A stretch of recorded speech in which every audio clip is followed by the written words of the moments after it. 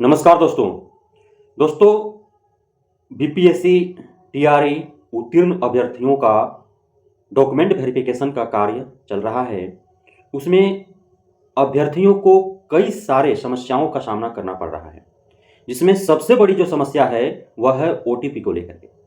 दोस्तों, document verification करवाने से पूर्व आयोग या विभाग के द्वारा यह निर्देश जारी नहीं किया गया था कि ओटीपी के द्वारा डॉक्यूमेंट वेरिफिकेशन का कार्य किया जाएगा। अर्थात उन्हीं अभ्यर्थियों का डॉक्यूमेंट वेरिफिकेशन होगा जिनका आधार से मोबाइल लिंक हो, उनका ओटीपी मोबाइल पर आता हो।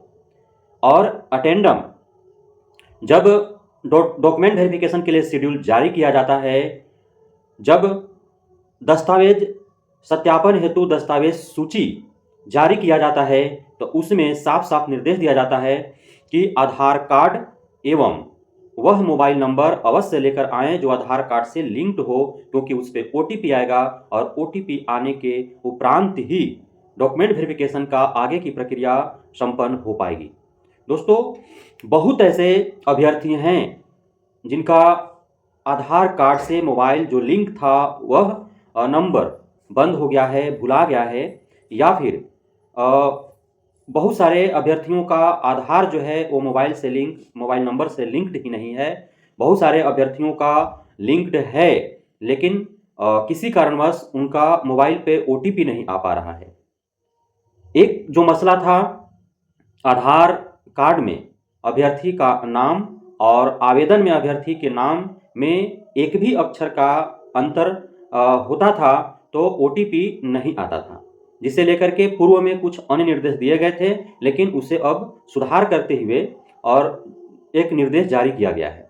मैं आपको बताता हूं, जो बिहार सरकार शिक्षा विभाग के द्वारा ओटीपी के लेकर के जो प्रेस विज्ञप्ति जारी किया गया है उसमें क्या कुछ है, उसके बाद मैं विश्लेषण करूंगा कि यह किन अभ्यर्थियों के लिए फायदेमंद है और किन अभ्यर्थियों के लिए इस प्रेस विज्ञप्ति का कोई मायने नहीं है। लिखा है, बिहार लोक सेवा आयोग के अनुशंसा के आलोक में विभिन्न स्तरों पर विद्यालय अध्यापक के पद पर नियुक्ति हेतु अनुशंसित अभ्यर्थियों की काउंसलिंग हो रही है।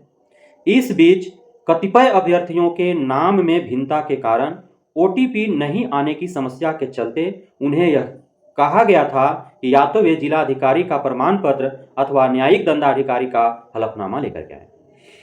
अब जो पीआरटी का खास करके जो डॉक्यूमेंट वेरिफिकेशन हो रहा था वह 20 अक्टूबर से हो रहा था। आप सभी को पता है कि 20 अक्टूबर से सारे कोर्ट बंद हो चुके थे, कोई दंडाधिकारी वहां पे अभ्यर्थियों को नहीं मिल पाते, और जिला अधिकारी की बात की जा रही है तो शायद वे भी नहीं मिल पाते। पर्व त्यौहार होने की वजह से जिलाधिकारी के ऊपर जो प्रेशर है वह और बढ़ जाता है, वो अन्य कार्यों में बिजी हो जाते हैं। तो इतने बड़ी संख्या में, एक दो अभ्यर्थियों की बात तो है नहीं, इतने बड़ी संख्या में एक जिला में पूरे जिला भर से डेली 1000 अभ्यर्थी पहुंचते जिनका ओटीपी का इस तरह की समस्या था। तो इस तरह के निर्देश देने से पहले ही सोचना चाहिए था शिक्षा विभाग को कि इसका क्या परिणाम होगा, अभ्यर्थियों को कितनी परेशानी होगी। लेकिन उसमें सुधार करते हुए उपरोक्त दोनों कागजात लाने में हो रही विलंब के चलते विभाग द्वारा ओटीपी की समस्या का निराकरण करते हुए यह व्यवस्था की है कि आधार नंबर के अनुसार ही अब ओटीपी प्राप्त हो जाएगा। ऐसी स्थिति में वैसे अभ्यर्थी काउंसलिंग हेतु संबंधित जिले में उपस्थित हों जिनकी पहले काउंसलिंग इसलिए रोक दी गई थी कि उनके नाम में भिन्नता है।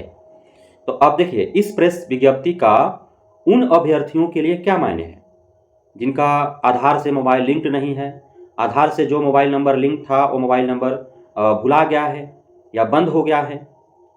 ऐसे अभ्यर्थियों को तो इस प्रेस विज्ञप्ति का कोई मायने नहीं है।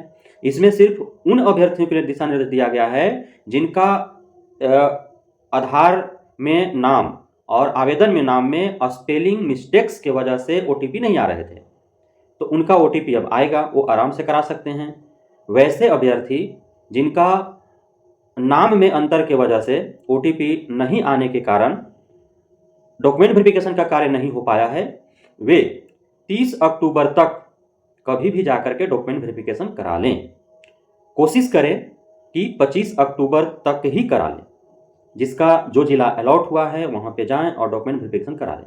लेकिन उन अभ्यर्थियों के लिए अब भी परेशानी का सबब बना हुआ है यह ओटीपी, जिनका आधार से मोबाइल लिंक नहीं है, आधार से जो मोबाइल नंबर था वो भुला गया है, बंद हो गया है, या अन्य कारणों से आधार नंबर से मोबाइल लिंक्ड होने के कारण भी ओटीपी नहीं आ रहा है।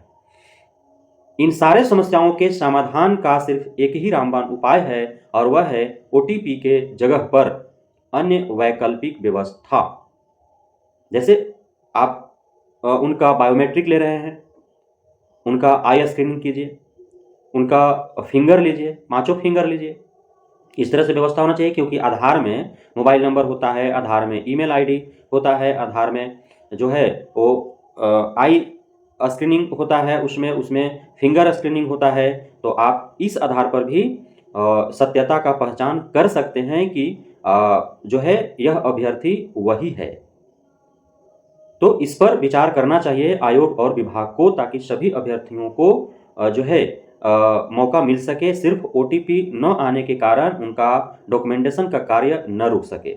लेकिन वैसे भी अभ्यर्थी पुनः एक बार डॉक्यूमेंट वेरिफिकेशन के लिए अपने काउंसलिंग सेंटर पर जाएं, जिनका ओटीपी को लेकर के समस्या उत्पन्न होने की वजह से उनका डॉक्यूमेंट वेरिफिकेशन का कार्य नहीं हो पाया है, चाहे उनका मोबाइल नहीं लिंक होने के कारण, चाहे जो लिंक मोबाइल था वह भूल जाने के कारण, बंद हो जाने के कारण, किसी अन्य कारणवश उस मोबाइल नंबर पर ओटीपी नहीं आने के कारण, या जिनका नाम में अंतर होने की वजह से ओटीपी नहीं आ पा रहा था, उनके लिए तो निर्देश जारी हो ही गया है।